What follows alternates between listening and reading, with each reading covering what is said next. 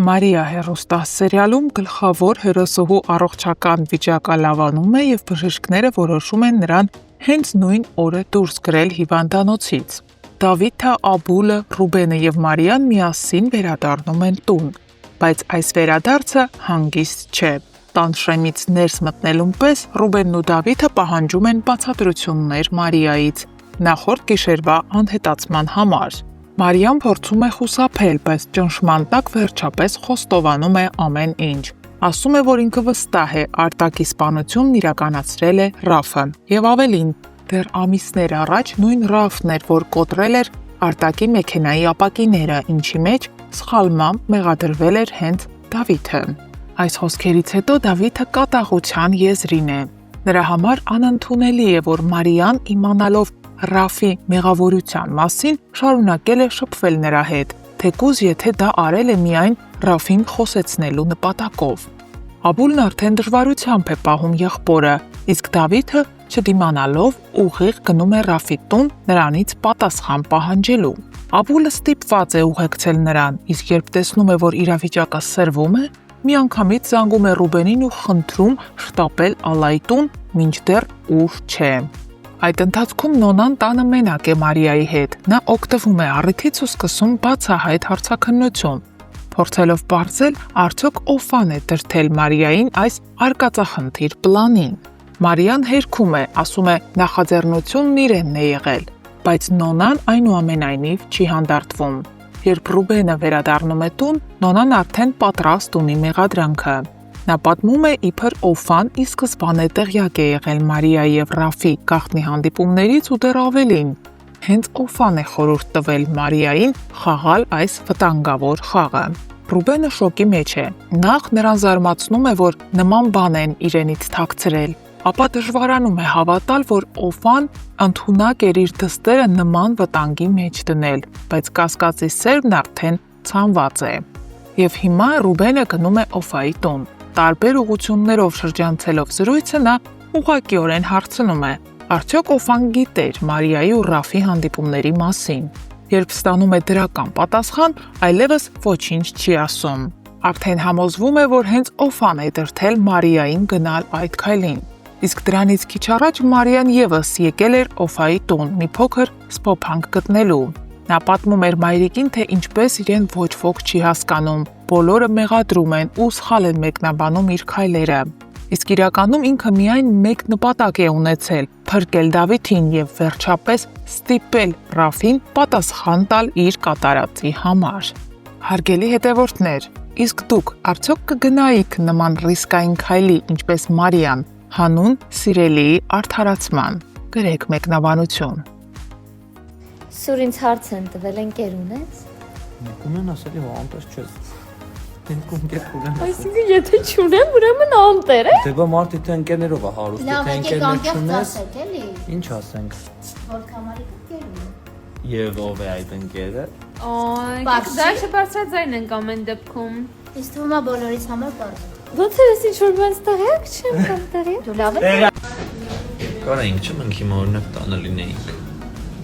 Ես կլինեի անկապիկ։ Ես սուրճ կխմեի տանը, սուրճ։ Ընկերները կարաման են մենք խոսքը։ Ռեյսար։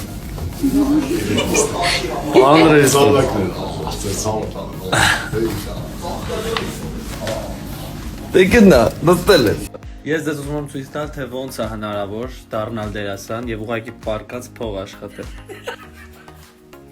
Խնդրեմ։ Սովինան, ինչի՞ չես աշխատում։ Ալլա, աշխատի։ Որովհետև չգիտեմ։ Այսօր եմ նկարահանման։ Այսօր նեժնի նկարահանում է, էլի։ Անիմաս գովազդ նման։ Չէ՞ սուր։ Նեժնին ես սպասում եմ, երբ դու իրան գովազդ կանես։ Ես Վարդանի կյանքից եմ ուզում։ Կրավաթս քանդելա մեջը պարկելա։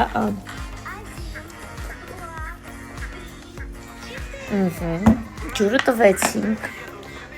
Հիմա տալիս ենք ուտելիքը։ Հələ մի բան է, ես եմ իրան խանգարում, իրան մլծիկից խանգարում եմ, կտրում եմ իրան։ Ես էլ եմ ուզում սա։ Время пройдет, и ты забудешь все, что было. С тобой у нас, с тобой у нас. Բայց ես տաղանդա մեր Էլենչոն։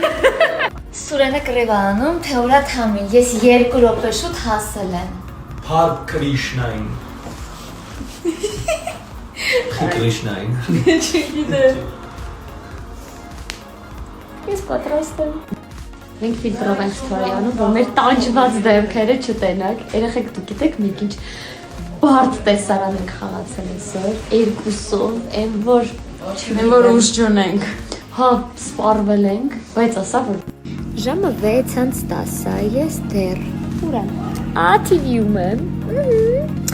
Դեռ նկարահանմանը մեզ բայրությամբ պետք է ասել, նոր կրկնեմ առավոտին 9:30-ից էստեղ եմ, 3:00-ից եւ վաղ էստեղ եմ։ Я в плену, помогите։ Այսենց վաղեմի ընկերներով Գևորգի ուսանողական տարիների ընկերն է, իսկ Ռոմելը իմ լավ ընկերն է։ Եկել ենք պրիմերային։ Սպասեք առաջիկա արված սերիաներին։ Երևի կհայտնվի։ Երևին որ նա հայտնվելու է, չէ՞ Գրիգ։ Այո։ Ես այսօր այնքան բան եմ հասցրել անեմ, ուղղակի չեք կարա պատկերացնեք, իսկ պատկերացնելու համար մենակ մի բան կասեմ։ Ժամը 6-ն է լինում, ես մինչև հիմա սուրճ չեմ հասցրել խմեմ, ինձ թվում է այդքանով ասվածը թե այս առավոտից ինչ վազվզոցի մեջ եմ։ Ինձ 2 կիլո համբերություն, 3 կիլո ներվեր, մեկ էլ մի 4 մեշակ փողապետք, ով կոգնի։ Լավ վերջինը կատակ էր, բայց նախավերջին ու նախավերջինը ճիշտ էր։ Աղջիկս կոֆե է պատրաստում։ Տոկը չտա։ Չէ, պլաստմասը։ Նկարում չէ, մենք կնոց աշխատանք ունենանք, որ մեր գործը սկսվեց ժամը 3-ից 3-ը։ 3-ին ու 6-ին ավարտվի։ Ինչ վատ կլիներ։ Շատ փող չենք ուզում, լավ է 3 ժամը։ Շատ չէ, մի քիչ քանը։ Նորմալ։ Մարիա ջան, էս արդար է, որ սենց ցուրտ է հոկտեմբերին։ Իսկ արդարա, որ ես այսենց պիտի նկարվեմ առանց իս Մի պիջակի։ բացի շորերը։ Այդ ինչ ձև է։ Ողորդ, ես իմ աբուլին եմ տեսել։ Արի։ As for love drinking։ Շատ։ Չէ, շատ։ Այո։ Կյանք կարող է Մեր նկարահանումները շարունակվում են Մարիա